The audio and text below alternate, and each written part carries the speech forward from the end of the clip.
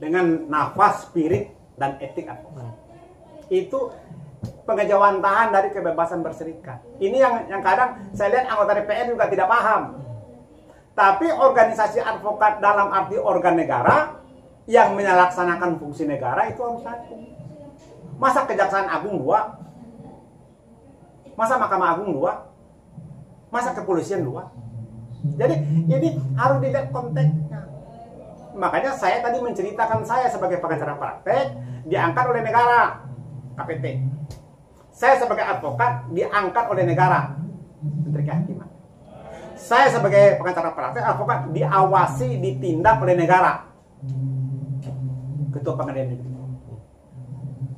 Jadi kalau sekarang ingin mengatakan multibar, kita oke saja. Tapi ini mesti digeser dudukan konstitusionalnya. Bagaimana cara menggesernya? Ini perdebatan yang telah disampaikan oleh Peradi sudah 15 tahun, Pak. Saya bilang kepada Prof. Otto, Bang, aku sudah capek ngomong ini lagi. Nulis ini. Bapak lihat tulisan saya di beberapa menit. Ini aja, udah bosan. Sudah hampir, malah kemarin saya bilang di sebuah pertemuan, gua ngomong ini waktu rambut gua masih banyak. Sekarang rambut udah habis masih ngomong ini. Nah, Mahkamah Agung masih belum mau konsisten melaksanakan amanat undang-undang. Mahkamah Agung itu semuanya pakar hukum, Pak, lebih ahli. Tetapi ini kan bicara tentang kejujuran moral, kejujuran integritas, dan ketulusan kepentingan. Mahkamah Agung terlalu banyak kepentingan. Sudah tersandera dengan berbagai macam kepentingan. Karena apa? Karena ya Mahkamah Agung banyak persoalan. Nggak bisa tegas. Tinggal dibaca kok pasal 28. Tinggal dibaca kok risalah pembahasan rancangan undang-undang advokat. Tinggal dibaca kok bahwa undang-undang advokat itu masuk ke dalam rumpun kekuasaan yudikatif. Kok sekarang digeser kepada kebebasan berserikat? Saya bacakan ya. Ini nih. Undang-undang advokat bagian menimbang, mengomentari secara spesifik.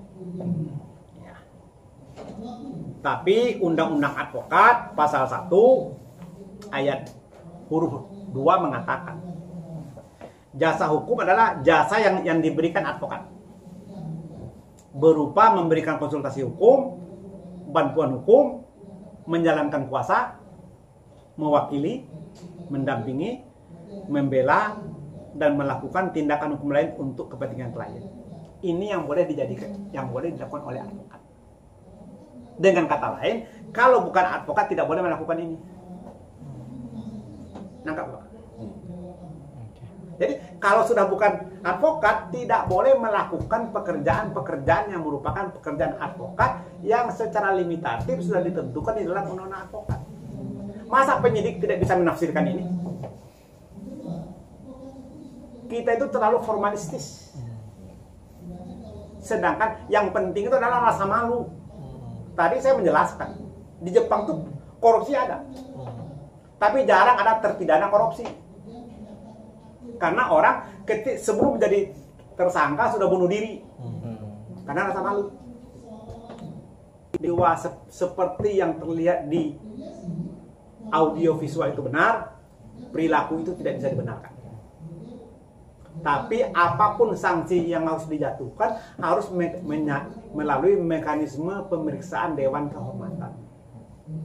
Dan kata undang-undang advokat, organisasi advokat itu adalah satu, Peradi. Sehingga Dewan Kehormatan yang berwenang adalah Dewan Kehormatan Peradi. Masalahnya mereka oleh Mahkamah Agung diakui bukan anggota Peradi. Jadi tugas Mahkamah Agung untuk membawa pulang mereka semua ke rumah Peradi yang sah melalui dengan mencabut SK MA 073. Dan seperti yang sampaikan, Peradi siap untuk mengambil semua langkah agar teman-teman yang sudah terlanjur diangkat sebagai advokat sebagai produk SKMA 073 bisa kita terima, bisa kita tingkatkan, dan bisa kita berikan pemantapan kode etik.